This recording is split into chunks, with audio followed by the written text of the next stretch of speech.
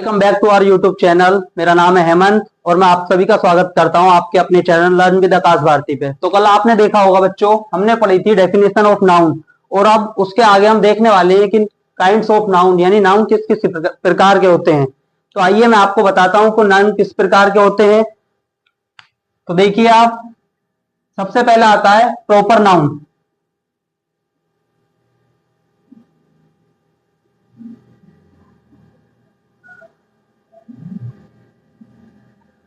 Proper noun में क्या होता है, इसमें वे नाउन आते हैं या वे नेम आते हैं जो एक स्पेसिफिक वर्ड को क्लेरिफाई करते हैं। जैसे कोई स्पेसिफिक नाम हो गया, किसी एनिमल का नाम, किसी पर्सन का नाम, या किसी भी एक ऐसी प्लेस का नाम सोच सकते हैं आप जो एक स्पेसिफिक नाम से एक है इस वर्ड में। जैसे कि मान लीजिए दिल्ली,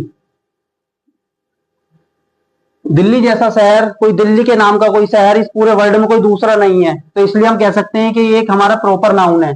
कोई भी आप नाम सोच लीजिए, जैसे कोई नाम है अमित, अमित अपने आप में एक यूनिक नेम है, तो इसलिए ये भी किसके अंदर आएगा, प्रॉपर नाउन के अंदर आएगा। और एग्जाम्पल देख लीजिए आप, कोई भी, जैसे आप ले लीजिए सीता, सीता भी एक क्या है, एक स्पेसिफिक नाम है, इसलिए हम कह सकते हैं कि ये सारे क्या होते हैं, प्रॉपर नाउन होते हैं। और दूसरे नंबर पे आता है हमारा कॉमन नाउन।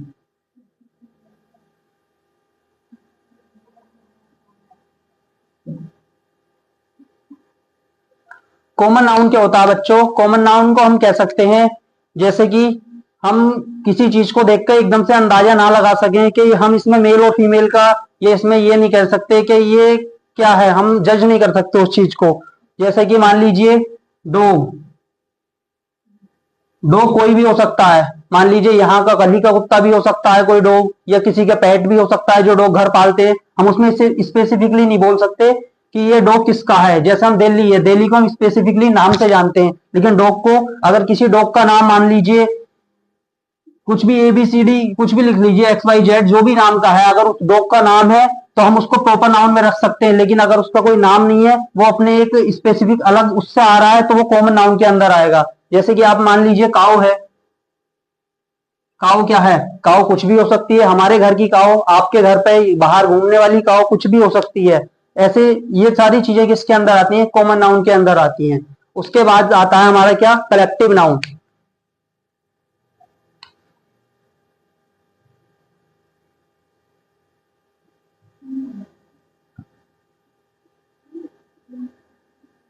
तो कलेक्टिव नाउन में क्या होता है बच्चों, कलेक्टिव नाउन में हम अ ग्रुप ऑफ थिंग्स को दर्शाते हैं। जैसे कि मान लीजिए ग्रुप ऑफ थिंग्स मतलब अ क्लास ऑफ स्टूडेंट्स,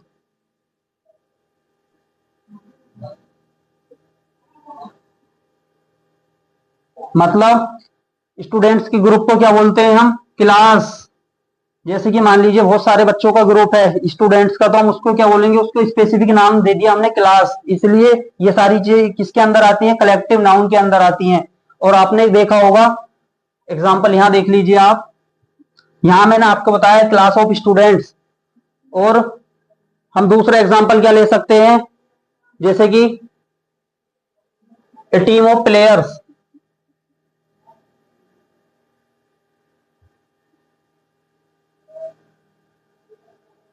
यानी प्लेयर्स की टीम। तो यहाँ पे टीम क्या है, एक टीम वर्ड जो है, जो एक ये कलेक्टिव नाउन है। ऐसे ही इसके दो और प्रकार होते हैं, उसको मैं अभी आगे समझाता हूं आपको। फोर्थ नंबर पे आता है मटेरियल नाउन।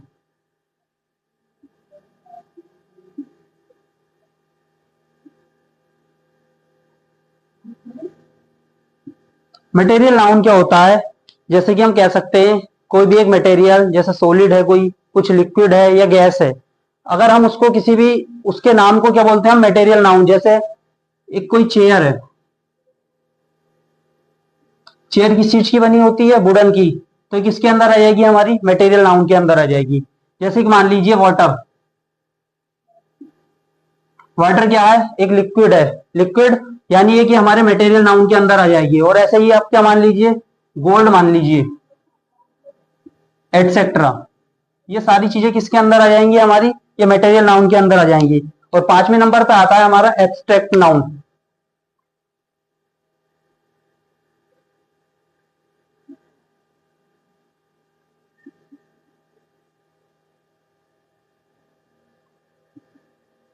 इसके अंदर क्या आता है बच्चों, इसके अंदर हम देखते हैं कि किसी व्यक्ति के गुण, दोष या किसी के भाव को दर्शाया जाता है। जैसे कि आप मान लीजिए ऑनेस्टी, ऑनेस्टी मतलब ईमानदारी, ईमानदारी किसी का एक गुण है। और मान लीजिए काइंडनेस, दयालुता,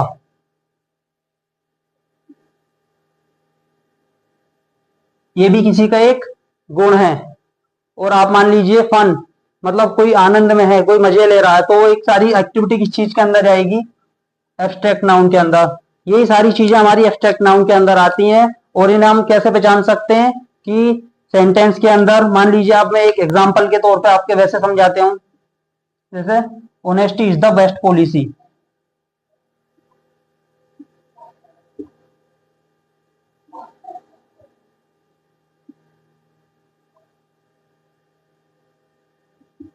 मतलब ईमानदारी ही सबसे अच्छी नीति है। तो हम इसमें कह सकते हैं कि जो ऑनेस्टी शब्द है ये क्या है, हमारा एब्स्ट्रैक्ट नाउन है। यानी इसमें किसी भी व्यक्ति के गुण की प्रवृत्ति को बताया जा रहा है कि इसका कैसा गुण है, तो हम इसे कह सकते हैं इसके अंदर एब्स्ट्रैक्ट नाउन है। तो हम आप सभी ने देखा कि यहाँ मैंने बताया कि काइंड्स ऑफ नाउन यानी नाउन कौन कौन से प्रकार के होते हैं और कैसे कैसे होते हैं। आगे मैं आपको बताऊंगा कि काइंड्स ऑफ प्रोनाउन।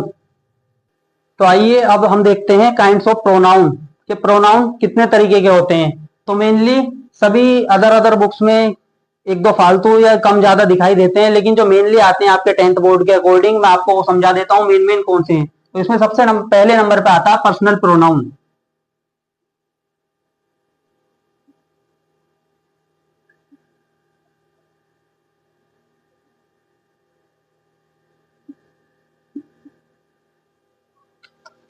इसके अंदर क्या आता है बच्चों, इसके अंदर आता है कि it refers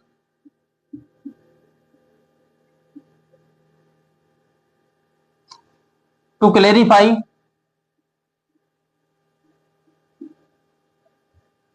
about the person,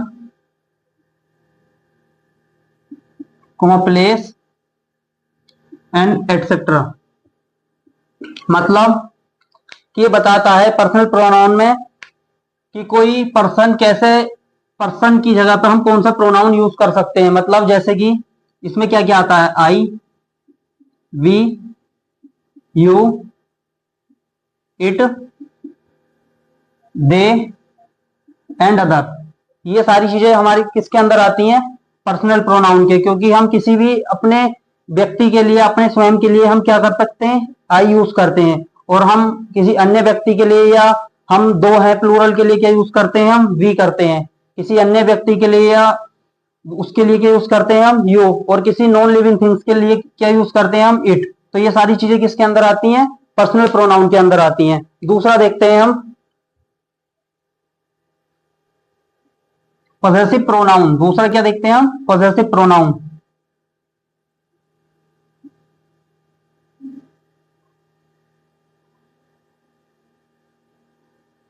मतलब आपको पॉसेसिव वर्ड से ही समझ में आ रहा होगा, मतलब किसी चीज का स्वामित्व, अपने ये दर्शाना कि ये चीज मेरी है, मतलब ऑनरशिप।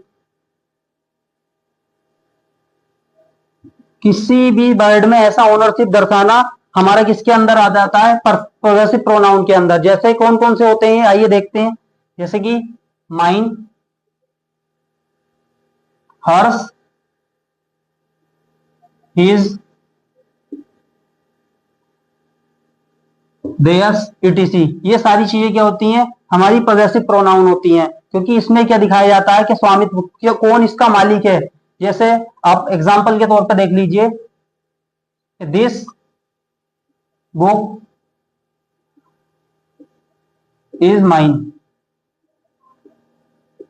मतलब यहां पे लिखना चाहता तो एग्जाम्पल हम ऐसे भी लिख सकते थे कि दिस इज माई बुक, लेकिन उसमें इतना ज्यादा पॉसेसिव नहीं दिखा पा रहे थे हम, जितना हम इसमें दिखा पा रहे हैं माइन। माइन मतलब इसमें आ जाता है कि 100% बुक मेरी ही है।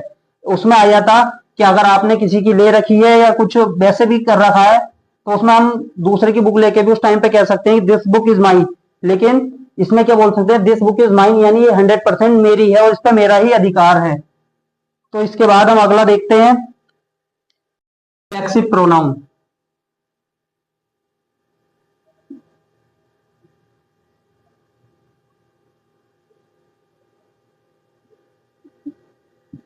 इसमें क्या होता है, इसमें यह होता है कि it refers back to the subject,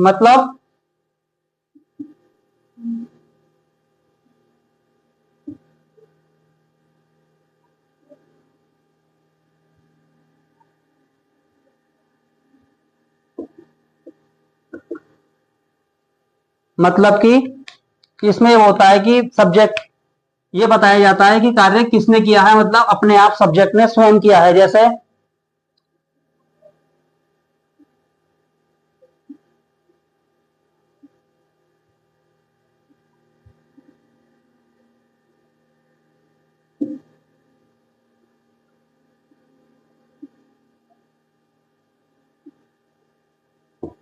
I have done this work my self, यानी मैंने इस कार्य को स्वयं किया है। माई सेल्फ ये क्या है, हमारा रिफ्लेक्सिव प्रोनाउन है। ऐसे ही और कौन कौन से होते हैं ये, माई सेल्फ के अलावा योर सेल्फ लिख सकते हैं आप,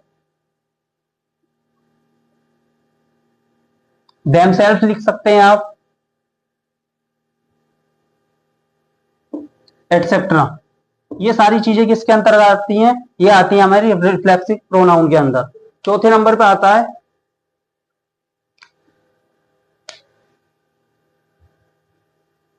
फोर्थ नंबर पे आता है हमारा डेमोन्स्ट्रेटिव प्रोनाउन।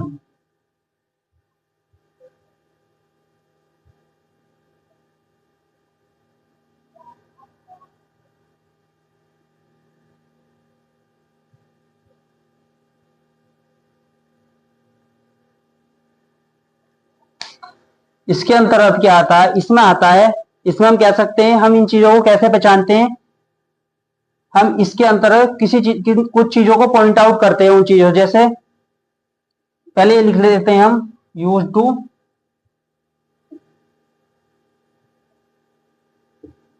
पॉइंट आउट, मतलब एग्जांपल से समझते हैं, जैसे कि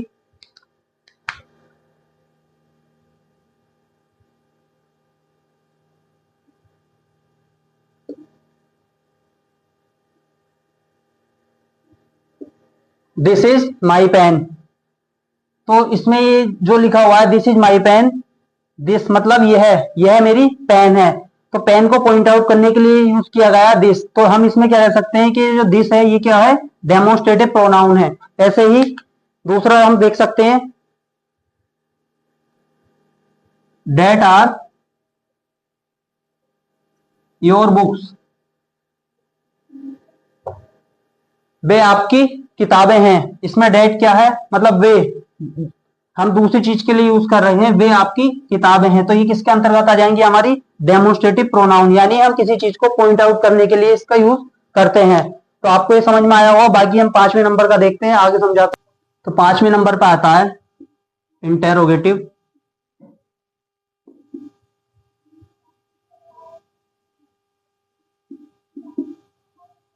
प्रोनाउन।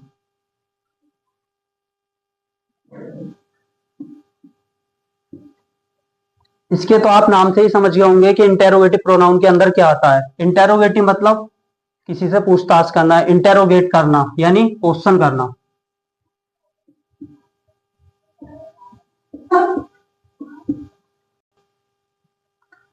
क्या मतलब होता है इसका, यानी क्वेश्चन करना। इसके अंदर क्या, इंटेरोगेट मतलब किसी से हम क्वेश्चन करके पूछते हैं कि उसका क्या आंसर आएगा। तो इसके अंदर कौन कौन सी चीजें आती हैं, जैसे व्हेन, किस चीज से हम क्वेश्चन करते हैं, व्हेन यानी कब, वेयर कहां,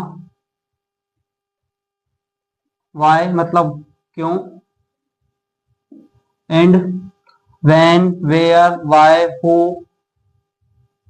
ईटीसी। इन सारी चीजों से हम किसी से क्वेश्चन करके पूछ सकते हैं। तो हम एक एग्जांपल के तौर पे आपको समझाते हैं, जैसे एग्जांपल देखिए,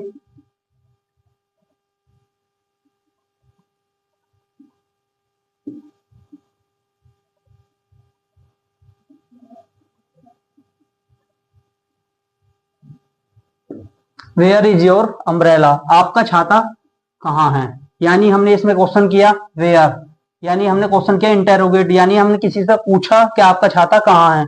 तो इससे हमें क्या देखने देखने को मिलता है, इंटेरोगेशन, मतलब ये किसके अंदर आ जाएगा, हमारे इंटेरोगेटिव प्रोनाउन के अंदर। ऐसे ही हम सोच सकते हैं। अब अगला एग्जांपल वाई से ले लीजिए आप, why are you so late, कि आप इतने लेट क्यों हैं। तो इसमें चीज आ रही है हमारी वाई। वाई क्या है यहाँ पे, इंटेरोगेटिव प्रोनाउन है यहाँ पर। तो आपको समझ में आ गया होगा कि वाई, वेयर, जो डब्ल्यू एच वर्ड होते हैं हमारे, जैसे डब्ल्यू एच यानी when, where, why, who, whom, whose, ये सारी चीजें हमारे किसके अंदर आती है, इंटेरोगेटिव प्रोनाउन के अंदर आती हैं। तो हम अगला नेक्स्ट नंबर देखते हैं। नेक्स्ट नंबर देखते हैं हम अपना रिलेटिव प्रोनाउन।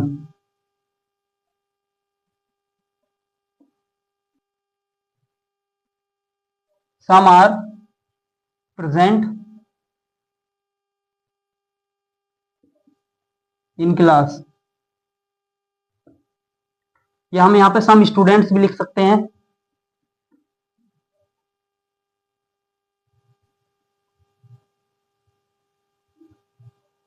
मतलब कि सम स्टूडेंट्स यानी कुछ स्टूडेंट क्लास में क्या है, प्रेजेंट हैं। हम स्पेसिफिक इसमें कोई नंबर तो बता नहीं सकते कि 10 हैं, 20 हैं या 4 हैं, कितने हैं। तो यहाँ पे सम क्या है, हमारा एक इंडेफिनिट प्रोनाउन है। तो अगले नंबर पे आता है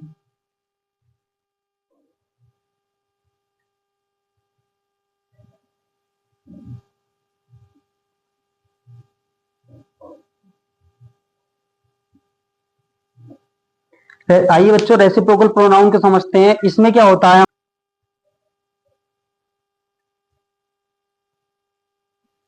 स्टॉप कर दिया। तो बच्चों रेसिप्रोकल प्रोनाउन क्या होते हैं, रेसिप्रोकल नाउन वो होते हैं जो कि शो करते हैं action, shows action that is performing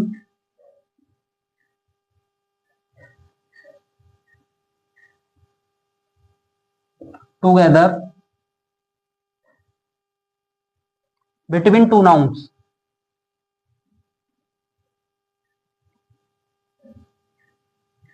मतलब यहां समझाता हूं मैं आपको एग्जाम्पल। जैसे कि कोई भी दो व्यक्ति एक साथ किसी एक्शन को परफॉर्म करते हैं और उसी को जो दर्शाया जाता है उसी को क्या बोलते हैं हम, रेसिप्रोकल प्रोनाउन। जैसे कि my parents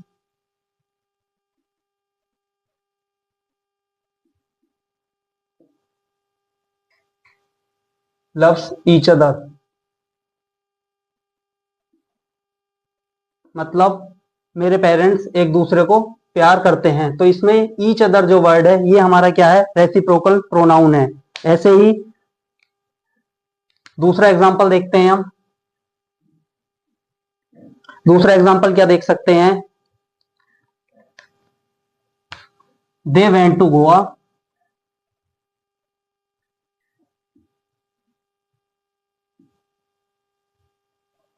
yesterday each other, मतलब वे दोनों कल गोवा गए थे एक साथ, यानी एक दूसरे के साथ वो दोनों गोवा गए थे। तो इसमें ईच अदर क्या है, ये वर्ड हमारा क्या है, रेसिप्रोकल प्रोनाउन। ऐसे ही जो ईच अदर होते हैं या वन अनदर होते हैं, ये ईटीसी जो भी शब्द होते हैं ये हमारे किसके अंदर आते हैं, रेसिप्रोकल प्रोनाउन के। तो बच्चों आई होप आपको ये सारी चीजें समझ में आई होंगी। तो ठीक है बच्चों, आई होप आपको ये सारी चीजें समझ में आई होंगी। तो मिलते हैं आपके साथ एक नेक्स्ट वीडियो में। आप कमेंट करना आपको किस बारे में आपको नेक्स्ट वीडियो चाहिए। नहीं तो मेरे अकॉर्डिंग तो मैं अपनी अगली क्लास एग्जेक्टिव के ऊपर लाने वाला हूं, जिससे कि आपकी सारी पार्ट ऑफ स्पीच कंप्लीट करा सकें और आगे आपको सेंटेंस बनाने में, टेंसेस में और आपकी बोर्ड क्लासेस में मदद हो सके। उसके लिए आप जुड़े रहिए हमारे साथ, और आपको जो भी किस चीज की जरूरत पड़ती है वो नीचे कमेंट कर दीजिए, बताइए आपको क्या समझना है, हम आपको दोबारा उस चीज को समझाएंगे। धन्यवाद।